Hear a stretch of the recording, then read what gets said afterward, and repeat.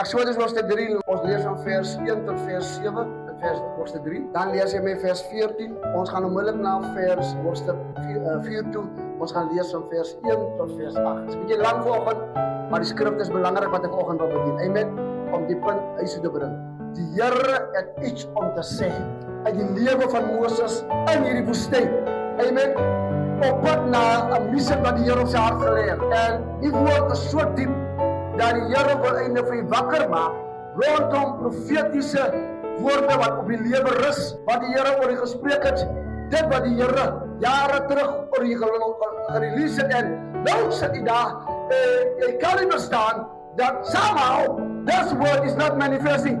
Die woord manifesteer net nie. So ek het 'n woord vir u vanoggend, dat as jy hom apply, as jy hom toepas, gaan die Here, hoor my in die Here se naam, die Here gaan 'n ding vir u sê, 'n ding vir u doen, wat jy nie gaan glo die Here doen nie. Sometimes God has to remind us how to line up, ons moet opline vir dit wat die Here wil regkry. Amen. So dis 'n line-up woord, die woord is om op te line. You might have to line up. Jy kan nie die Here blameer nie, jy kan nie die leiers blameer nie, can't blame prophets or whoever God is setting aside for the word of God over your life. You have to obey the word of God, but then you have to line up. Wat is die kanse dat God Manuel praat van die weduwee vrou met die olie en die meel? Wat is die kanse? Wat is die kanse wat die Here wil sê?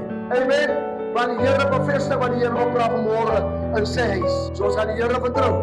Amen. Moses weer geweet het dat die Here align mense in jou lewe. Somehow God will line up mense, will align mense. He will connect mense into your destiny, for your destiny. Amen. En jy kry een kans. Sometimes never two. Especially when it comes to destiny and divine destiny. Kry soms net een kans waar die Here iemand op jou pad bring. En boy oh boy, jy sal nie weer 'n kans kry nie. En dis 'n negatiewe woord nie, dis 'n vloekwoord nie, dis 'n reality.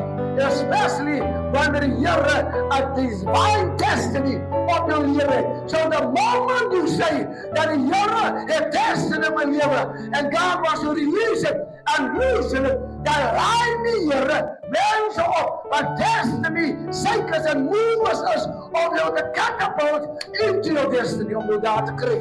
Hy lei dit op.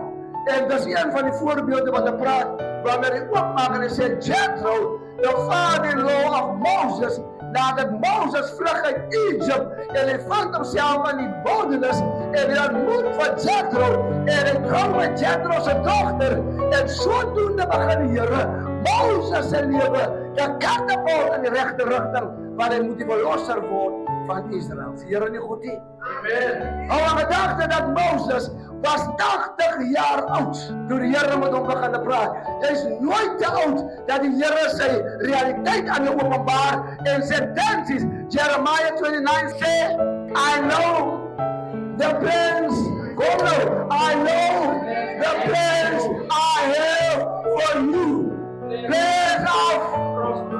Plans of hope. Noem by jy, die konnotasie wat ek noem. Hy sê, and he led the flock to the back of the desert. Now the moment God has intentions, God will direct your path into a place where there's no disturbances. There's a plek wat niks veel sal disturb. Amen. Now your current situation, wat lyk dit disturb vir u, dis nie 'n disturbance nie. Dis eintlik die Here wat jou die pad van jou lewe vat, en die Here gaan homself aan jou openbaar.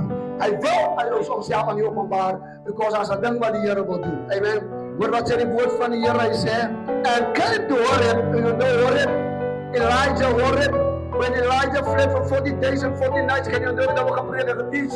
And Elijah found himself by Mount Horeb, the mountain of God, the voice of God, the presence of God, the very anointing of God. Yes, hy was by die regte plek op 'n verkeerde tyd, seisoen van sy lewe. Many times we have to wake up out of this wrong season, wat ons in ons lewe is, wat ons laat op toe, dat ons in 'n verkeerde seisoen van ons lewe is, en dan skrik ons wakker, en ons raak suicidal, want jy is in 'n ding, wat jy nooit gedink het jy sal inwees. As jy nog met my is aan die Here. Amen. Vers 2 sê, Toe verskyn die engel van die Here aan hom in 'n vlam binne in 'n doringbos. Terwyl hy kyk, sien hy dat die dode mos aanhou brand, maar die uitbrand. Die Here begin homself openbaar aan Moses. Want die Here sal dit dan toelaat in jou lewe en die ding kan dit nie klaar kry nie. And there's stuff in your life that you have been praying for, you've been fasting for, and you've been trusting God for the sin to stop to cease. And somehow, die dinge in jou lewe, somehow, hou net jou op nie. Dat karren, en dat karren, en dat karren, en dat karren, dat hou jou op nie. Want die Here soek eindelijk jou aandag. Maar jy gee hom die aandag, jy sê nie, hy sê die Here, jy maar sê die Here, dat woord in die is op. Die Here, dat woord in die is oggend. Want die Here wil 'n ding sê vanmôre in iemand se hart, dat jy hier uitloop en jy sê, Here, ek is so ver afvallig, dat ek het 'n gesig, Here, 'n gedaante van godsaligheid, dat almal dink ek dien U, maar ek is so afvallig in my hart, dat die Here wil jy arresteer. In the moment God has it in His mind to arrest you, God will allow the thing that is troubling you in your life to continue non-stop. There's a handrum, a continuation, and that hou nie op nie, want die Here kry nog nie jou aandag. Iemand sê by my langs aan, ek begin nou sien die dinge wat die aangaan in my lewe.